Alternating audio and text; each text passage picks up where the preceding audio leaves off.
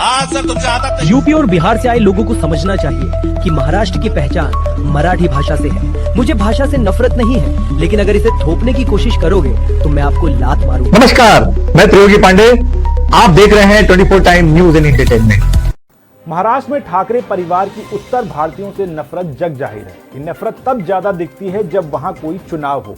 अब महाराष्ट्र में 2 दिन बाद बीएनसी चुनाव की वोटिंग होनी है। उससे पहले राज ठाकरे ने चुनाव को मराठी अस्मिता से जोड़ दिया है और हिंदी भाषी उत्तर भारतीयों को लात मारने वाला भाषण दे ही दिया है। राज ठाकरे ने यूपी बिहार के लोगों पर हिंदी थोपने का आरोप लगाते हुए चेतावनी दी है। राज ठाकरे ने कहा है कि यूपी और बिहार के लोगों को समझना चाहिए कि हिंदी आपकी भाषा नहीं है। मुझे भाषा से कोई नफरत नहीं है, लेकिन अगर इसे थोपने की कोशिश करेंगे तो मैं आपको लात मारूंगा। हिंदी भाषियों पर हमला करते हुए राज ठाकरे ने आगे कहा कि वे हर तरफ से महाराष्ट्र आ रहे हैं और आपका यानी मराठियों का हिस्सा छीन रहे हैं। अगर जमीन और भाषा चली गई तो आप खत्म हो जाएंगे। उन्होंने मराठी लोगों से एकजुट होने का आह्वान किया। राज ठाकरे ने कहा कि बीएमसी चुनाव मराठियों के लिए आखिरी चुनाव है। अगर आज ये मौका गंवा दिया तो आप खत्म हो जाएंगे, इसलिए मराठी और महाराष्ट्र के लिए एकजुट हो जाओ। आता कानावरती जर मराठी समजत नसेल तर कानाखाली बसणारच मराठी।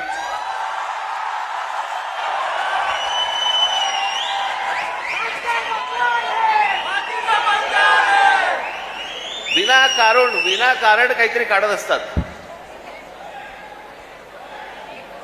साधा छोटा प्रसंग होता तो।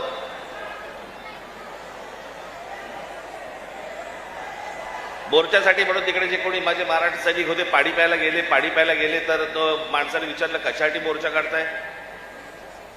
त्यांनी सांगितलं हिंदी सक्तीचं केलं म्हणून। म्हणे इथे तर म्हणे हिंदीतच बोलतात म्हणे। हे सगळं हिंदीमध्ये चालू होतं। त्याच्यामध्ये त्या माणसाच्या अरेरावीमुळे त्याच्या जी काय कानफडीत बसायची ती बसली।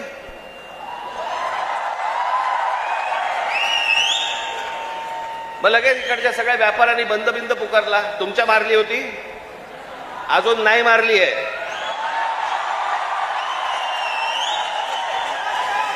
विषय समजून न घेता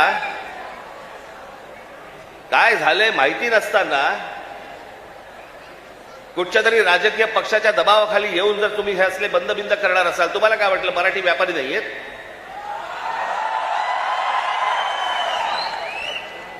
दुकानं बंद करून किती काळ राहणार आहात? शेवटी आम्ही काहीतरी घेतलं तरच दुकान चालणार ना। महाराष्ट्रामध्ये राहताय, शांतपणे राहा, मराठी शिका। आमचं काही वावडं नाहीये, तुमच्याशी काही भांडण नाहीये। पण मस्ती करणार असाल इथे तर महाराष्ट्राचा दणका बसणार म्हणजे बसणार, एवढं लक्षात ठेवा।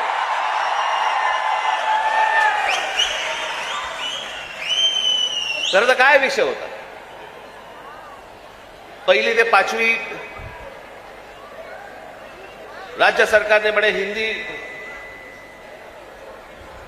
कंपल्सरी, म्हणे हिंदी भाषा शिकलीच पाहिजे। त्याच्यावरनं खरं तर हे सगळं सुरू झालं।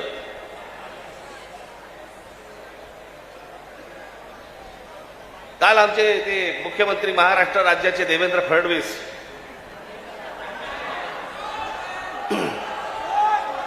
त्यांनी काल सांगितलं म्हणे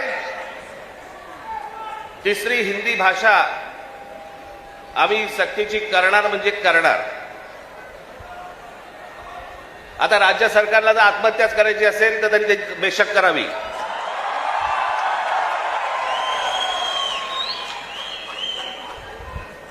त्या दिवशीच्या मोर्चाच्या फक्त धसक्याने निर्णय मागे घ्यायला लागला होता।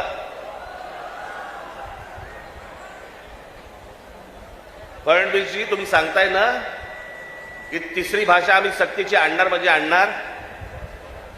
मी आता आपल्याला सांगतो, महाराष्ट्रात 1ली ते 5वी हिंदी आणायचा आपण प्रयत्न तर फक्त करून बघा।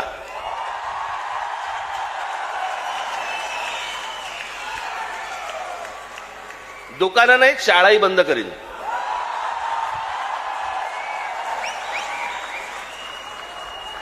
महाराष्ट्र राज्याचा मुख्यमंत्री हिंदीसाठी भांडतोय, मराठीसाठी मराठी सक्तीची इतर ज्या बाकीच्या शाळा आहेत याच्यामध्ये तुम्ही आज मराठी आणली पाहिजे, सक्तीची केली पाहिजेत. ते सोडून तुम्ही हिंदी सक्तीची करण्याच्या मागे लागलेला कोणाच्या दबावासाठी? कोण दबाव टाकते तुमच्यावरती?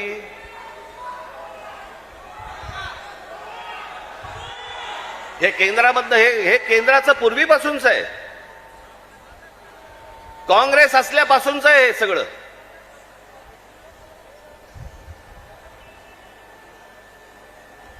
मुंबईसह संयुक्त महाराष्ट्र जो झाला त्याचा जो लढा होता, इतका प्रचंड मोठा लढा, ही मुंबई महाराष्ट्रापासून बाजूला करण्याचा डाव होता. तो कोणाचा होता? काही गुजराती व्यापाऱ्यांचा होता आणि काही गुजराती नेत्यांचा होता. मी एकदा पुस्तक वाचत असताना, आचार्य आस्तांचं पुस्तक वाचत असताना मला धक्का बसला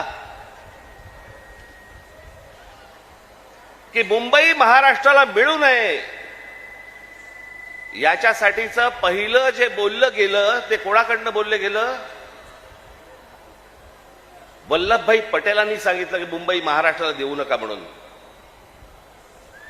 वल्लभभाई पटेलांनी,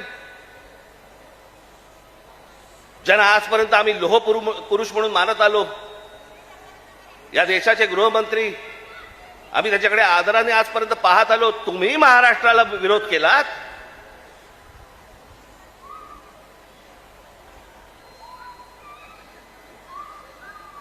ज्या ज्या वेळेला महाराष्ट्रामध्ये आंदोलन झाली आहेत त्या त्यावेळेला हे मोरारजी देसाई गोळीबार करून लोकांनी ठार मारले होते, मराठी माणसाला ठार मारले होते इथे महाराष्ट्रात.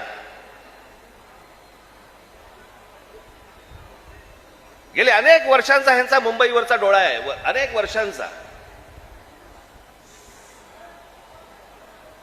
हे सहज नाही होते सगळ्या गोष्टी. मी त्या दिवशीच्या माझ्या भाषणामध्ये मी म्हटलं ना, हे चाचपडून बघतायत, तुम्हाला चाचपडून तपासून बघतायत की हिंदी भाषा आणली, बघू महाराष्ट्र विरोध करतोय का, बघू मराठी माणूस पेटतोय का, बघू मराठी माणूस जिवंत आहे का. आणि तो जर शांत दिसला तर हिंदी ही भाषा आणणं ही त्यांची पहिली पायरी असेल. आणि हळूहळू हळूहळू हळूहळू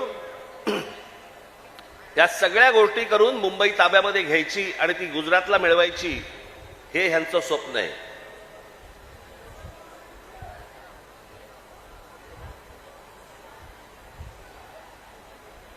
खरं तर बाकीच्यांचा विषय येतो कुठे मला कळतच नाही.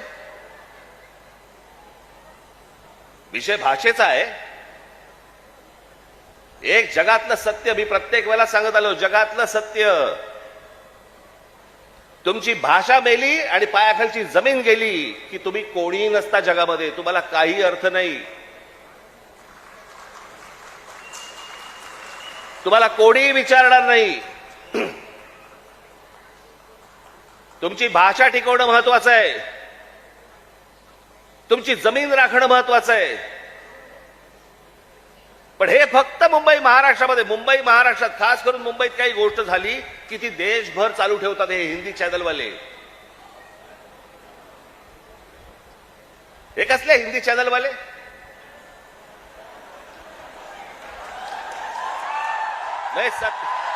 हे खरं तर या सत्ताधाऱ्यांच्या चपलेखालची ढेकणं आहे ती.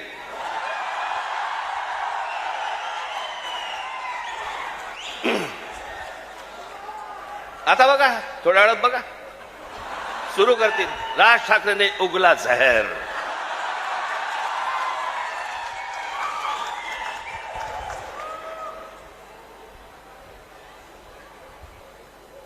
फक्त मुंबईत काही झालं, महाराष्ट्रात काही झालं तर हे सगळे हिंदी चॅनलवाले जाणून बुजून कोणाच्या तरी सांगण्यावरून, कधीतरी स्वतःच्या मनातून, स्वतःच्या रागातून हे पेटून उठतात.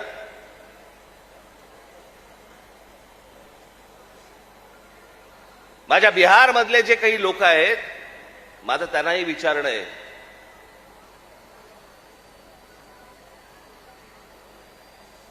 की इथे मी आता आणलंय, इथे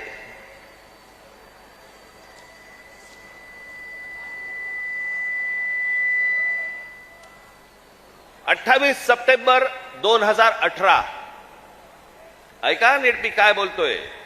28 सप्टेंबर 2018 धुंदार हिम्मतनगर जवळ जिल्हा साबरकांठा गुजरात 14 महिन्याच्या एका मुलीवरती बलात्कार झाला. ती मारहाण त्याच्यानंतर बिहारी लोकांना गुजरातमध्ये मारहाण केली आणि जवळपास मारहाण करून 20,000 लोकांना गुजरातमधनं बिहाऱ्यांना हाकलून दिले, बाहेर काढले. झाल्या का हो बातम्या?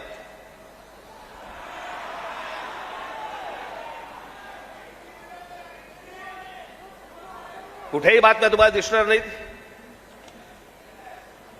हा माणूस त्याच्यानंतर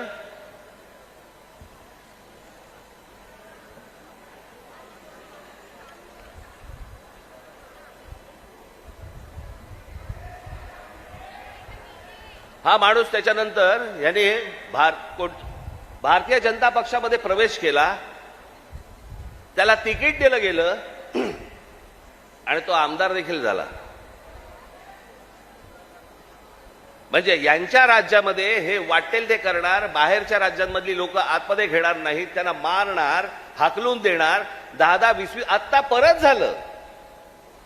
आत्ता परत गुजरातमध्ये झालं आणि बिहारी लोकांना गुजरातच्या बाहेर काढलं. झाल्या बातम्या? नाही झाल्या. इथे एका मिठाईवाल्याच्या कानफडीत बसल्यावरती देशाची बातमी घडते. देशाची.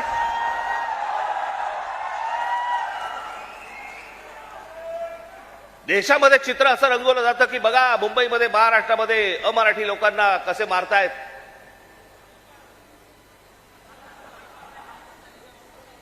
हे काय प्रकारचं राजकारण सुरू आहे देशामध्ये आपण लक्षात घ्या.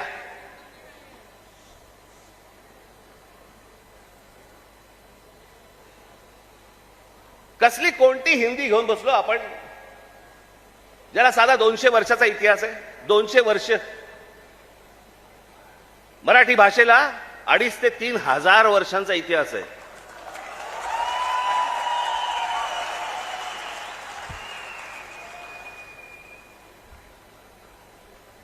मराठी भाषेला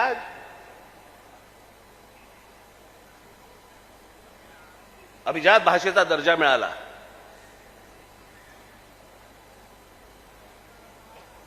या शिवतीर्थावरती इथे मुंबईला पंतप्रधान नरेंद्र मोदींच्या समोर मी त्यांना सांगितलं होतं माझ्या फक्त 5 गोष्टी आहेत, 5 अटी आहेत गोष्टी. त्यातली एक पहिली, मराठीला अभिजात भाषेचा दर्जा तुम्ही द्या. पंतप्रधान झाल्या दर्जा दिलाय. वर्ष झालं, 1 रुपया नाही आलाय. हिंदी भाषेला म्हणजे गंमत बघा, एखाद्या भाषेला जर समजा अभिजात भाषेचा दर्जा द्यायचा असेल तर त्याला कमीत कमी 1400 वर्ष जुनी ती भाषा पाहिजे. बरोबर? ही अट आहे कमीत कमी. म्हणजे हिंदीला अभिजात भाषेचा दर्जा मिळायला अजून 1200 वर्ष आहेत. 1200 वर्ष आहेत. आणि ती भाषा तुम्ही आमच्या लहान मुलांवरती आणि आमच्यावरती लादणार. हिंदी या भाषेमुळे हिंदी चित्रपट सृष्टीतल्या नटनट्यांचं भलं झालं, ह्याच्या पलीकडे कोणाचं भलं झालं जरा सांगा मला. साधी गोष्ट आपण पकडूया की उत्तर प्रदेश, बिहार, मध्य प्रदेश, राजस्थान इथे हिंदी बोलली जाते. मग हे लोक उठतात आणि महाराष्ट्रामध्ये नोकरीसाठी काय येतात?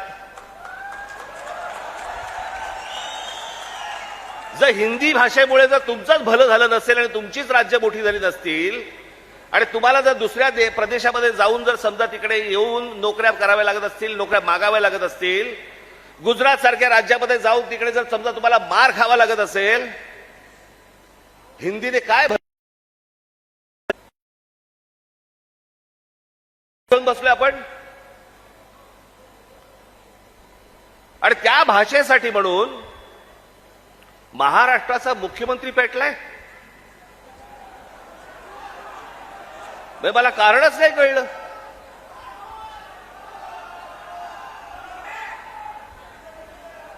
मी तुम्हाला साधी गोष्ट सांगतो, हिंदी ही या देशात कोणाचीही मातृभाषा नाही. हे पहिल्यांदा सर्वांनी लक्षात घ्या. ज्याची काल परवाकडे कानफडीत मारली ना त्याला विचार तुझी मातृभाषा कुठची.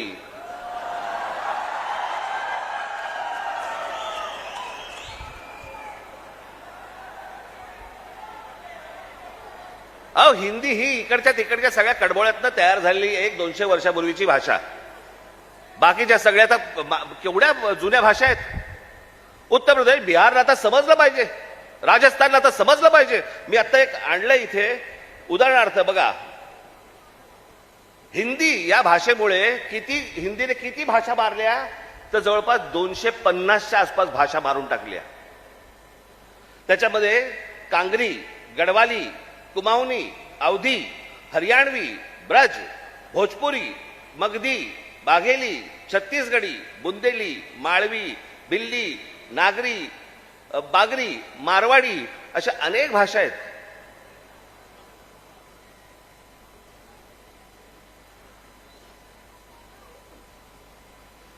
आता बिहारमध्ये ज्यांनी पहिली हिंदी ही भाषा स्वीकारली तिथे आजही 99% लोक मातृभाषा बोलतात, हिंदी बोलत नाहीत. म्हणजे अशा तर मी तुम्हाला सांगतो,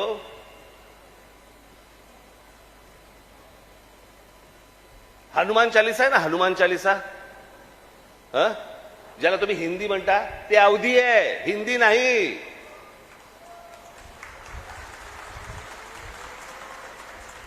पहिल्यांदा भाषा आपण नीट समजून घेतली पाहिजे. मराठी भाषेचा आपण इतिहास नीट एकदा समजून घेतला पाहिजे. पण ह्यांना भाषेवरती यांचं प्रेम नाहीये. माझं तर सगळ्या भाषांवरती प्रेम आहे. माझा तर दावा कदाचित चुकीचा नसावा, परंतु महाराष्ट्रामधले जेवढे काही नेते आहेत त्या सगळ्यांपेक्षा हिंदी माझं बरं आहे. आणि याचं कारण माझे वडील. माझ्या वडिलांना व्याकरणासकट उत्तम मराठी तर येतच होतं, उत्तम इंग्रजी येत होतं, उत्तम हिंदी येत होतं आणि माझ्या वडिलांना व्याकरणासकट उत्तम उर्दू येत होतं. भाषा कोणतीही वाईट नसते,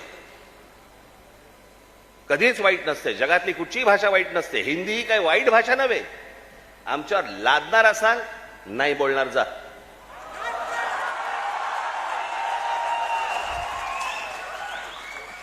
आणि लहान मुलांवरती तर नाहीच नाही.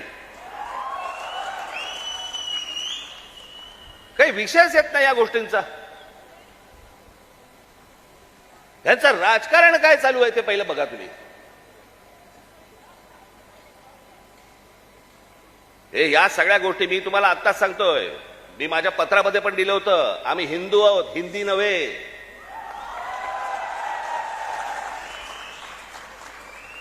पण हिंदुत्वाच्या बुरख्या खालून जर समजा तुम्ही माझी मराठी संपवायला येणार असाल, माझ्यासारखा कडवट मराठी तुम्हाला सापडणार पण नाही.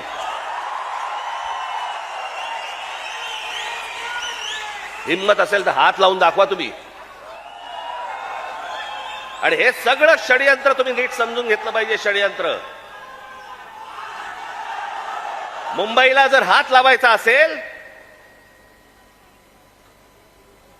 तर या ठिकाणच्या सगळ्या मीरा भाईंदर पासून तिथे पालघर पर्यंतच्या सगळ्या जेवढ्या मतदारसंघ आहेत हे मतदारसंघ ह्यांना अमराठी लोकांचे करायचे.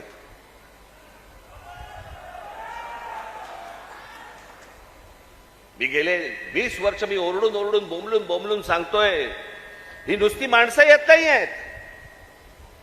हे नुसते इमारतींमध्ये माणसं येत नाही आहेत. इमारती उभ्या राहतात आणि बाहेरची माणसं येत आहेत. इमारती उभ्या राहतात आणि बाहेरची माणसं येत आहेत. नुसती माणसं नाही येत आहेत, हे मतदारसंघ बनवत आहेत.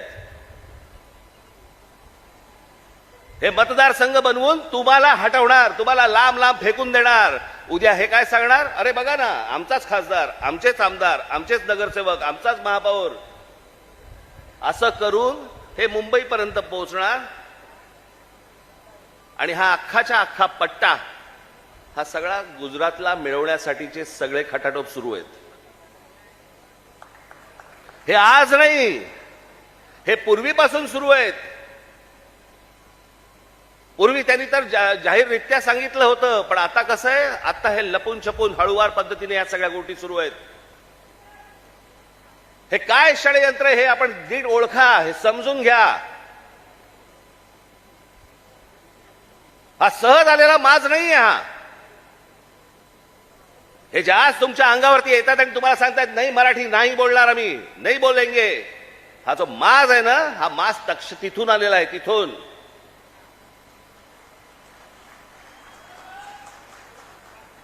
मी आज तुमच्याकडे काही लंब चौडं भाषण करण्यासाठी नाही आलो.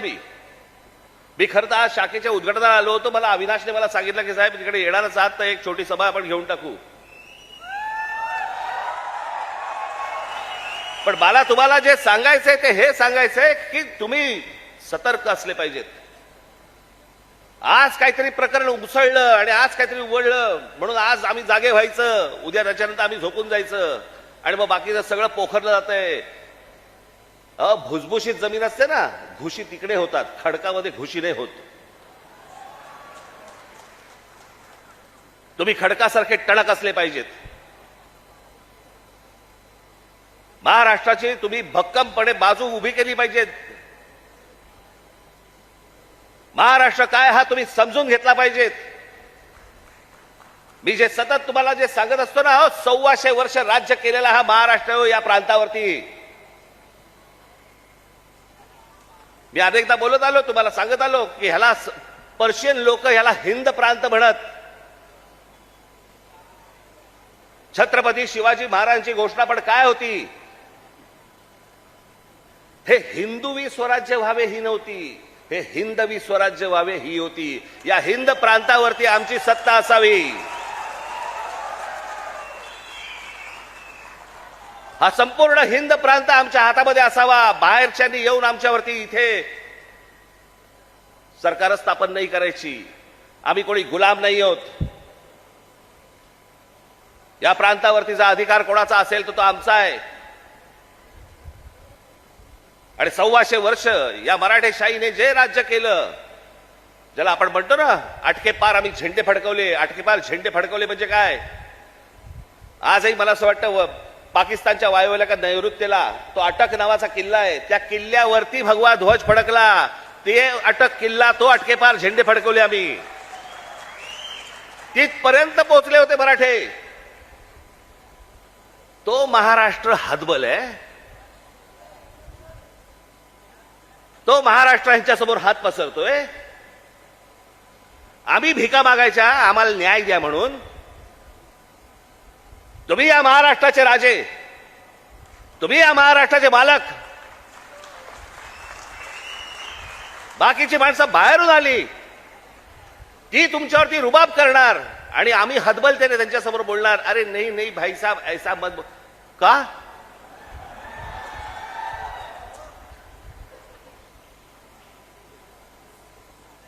स्वतःहून काही करायची आपल्याला गरज नाहीये. पण जर अशा प्रकारे माज घेऊन जर समजा कोणी अंगावरती आला, ठेचायचा म्हणजे ठेचायचाच.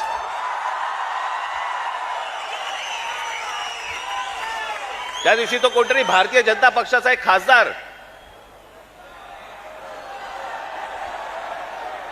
कोणतरी दुबे नावाचा,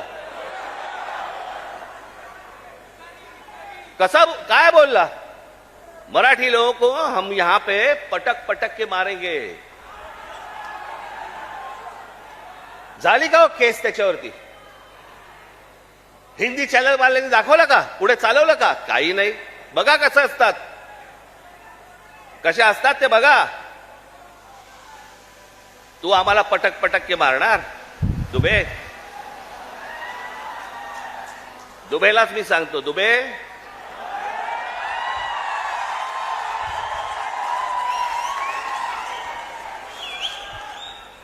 तुम मुंबई में आ जाओ.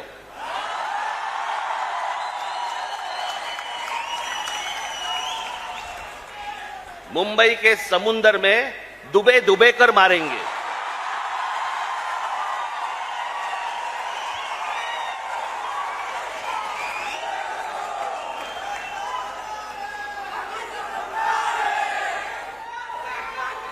त्याला हिम्मत होते बघा कशी.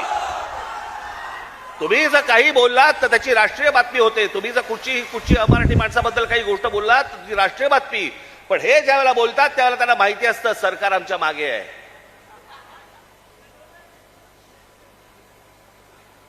कारण सरकारच जर समजा या गोष्टी इथे लादत असेल तर या लोकांची हिंमत तर वाढणारच आहे. एक गोष्ट त्या दिवशी मी सांगितली, पुन्हा एकदा सांगतो, तुमची सत्ता असेल ती लोकसभेमध्ये आणि विधान भवनामध्ये. आमची सत्ता रस्त्यावरती आहे, रस्त्यावरती. काय नाही, 56 इंचाची तुम्ही पण छाती बाहेर काढून फिरा. हा महाराष्ट्र आहे, तुमच्या बापाचा महाराष्ट्र आहे.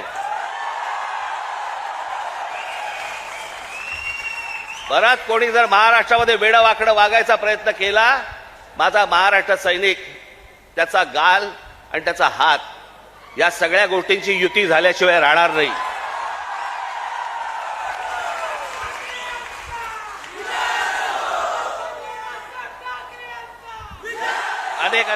अनेक ते आता सरकारी पत्रकार असतात, काही बेरोजगार पत्रकार असतात.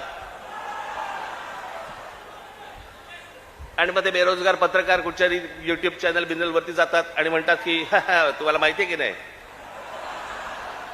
ही फडणवीसांनी लिहिलेली स्क्रिप्ट आहे. हा कोणता स्क्रिप्ट रायटर आहे मला अजूनपर्यंत कळलेला नाही, जो स्वतःचा अपमान पण त्याच्यामध्ये लिहितो. ज्याला हे सगळं मागे घ्यावं लागलं, सगळ्यांकडनं दबाव आल्यानंतर मी हे दोन्ही GR मागे घेत आहे, हे स्क्रिप्ट रायटर लिहू शकतो.